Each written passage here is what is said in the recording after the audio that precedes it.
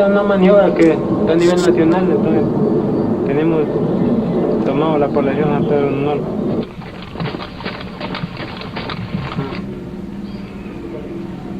Mira vos, ¿a qué horas comenzaron a atacar? 4:30.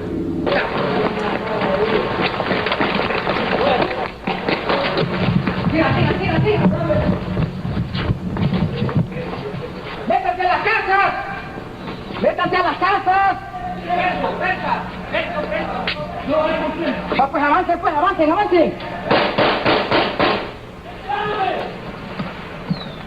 ¡Ay, hijos de puta, cuidado!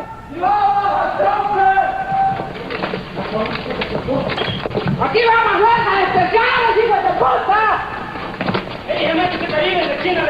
¡Ahí hay presa! ¡La casa se metió!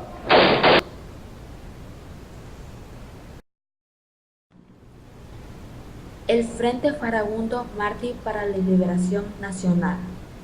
En enero de 1980, las organizaciones de masas de las 5 estructuras políticas antes mencionadas crearon la Coordinación Revolucionaria de Masas, que daría mayor impulso a las demandas populares que en ese momento inundaban las calles del país, confrontando y desafiando de manera directa la represión ordenada por el régimen militar. La dictadura creía de manera equivocada que su política de terror y muerte acabaría debilitando el movimiento popular, que contrario a perder la moral, continuó creciendo en militancia, coordinación y organización. El régimen ignoraba que el pueblo salvadoreño había tomado una decisión y no daría marcha atrás. Se llegaría hasta las últimas consecuencias. En mayo de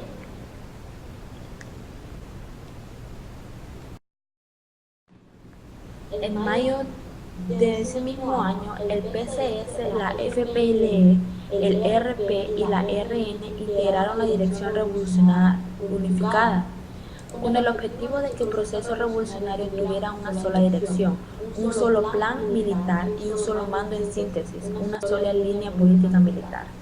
El 10 de octubre de 1980, el DRU dio vida al FMLN. 2 meses después se incorporaría el PRTC.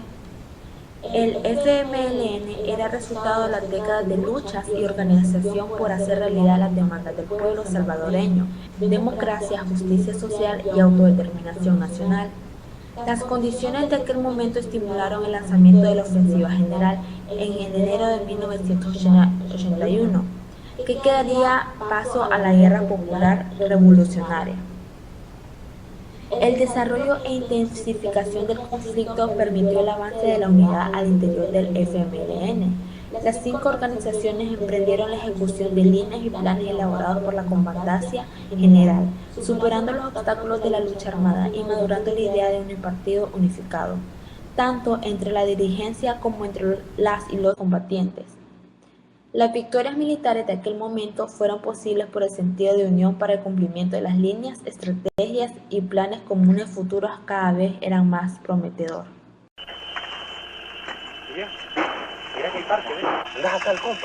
In another part of San Salvador, the guerrilla assault team carefully maneuvers to within 20 feet of the National Guard post and attacks.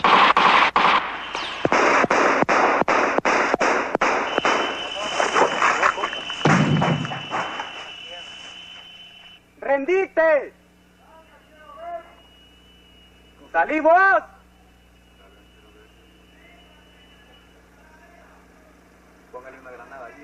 ¡Tenemos tomada la población!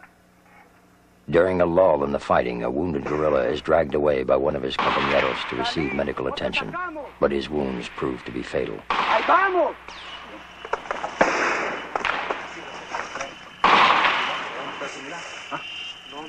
The guerrillas have killed 3 of the 5 guardsmen defending the guard post. One of the dead men is lying in a pile of garbage.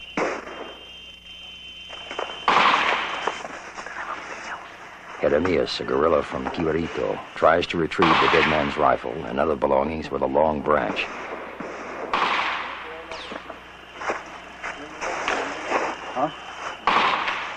Because the body is in the line of fire, Jeremias risks being killed by the guardsmen still holding out in the guard post.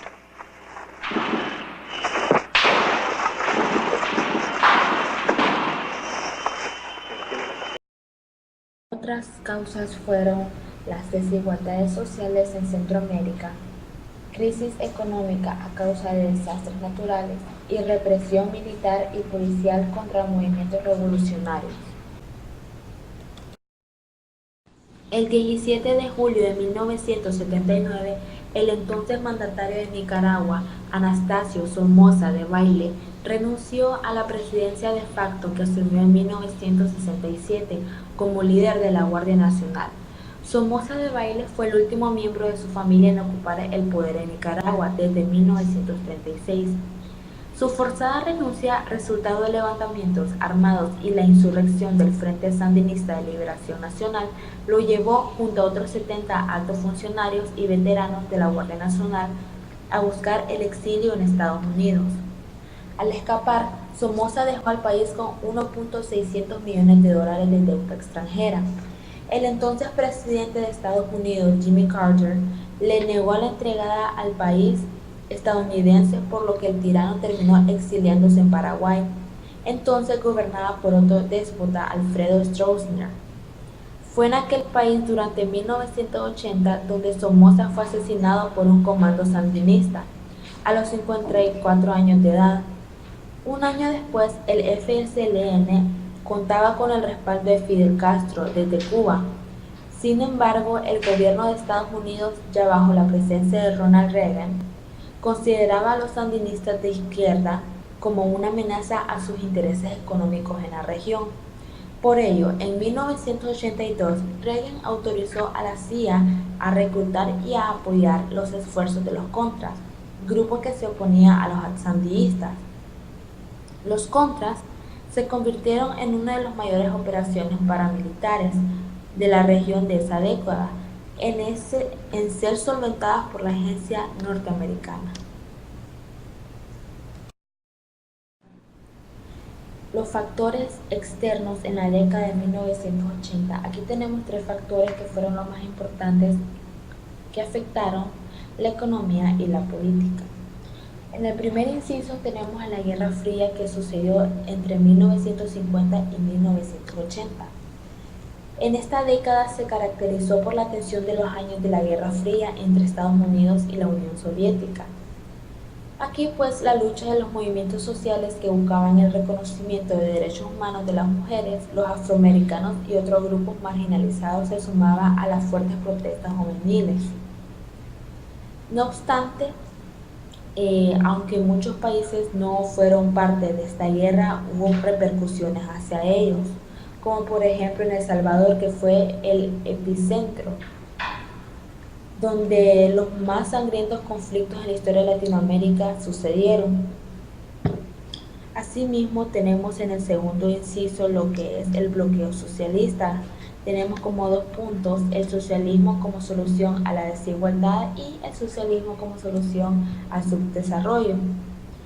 En el tercer punto tenemos a Estados Unidos con intervención directa y ejemplo del modelo cubano en América.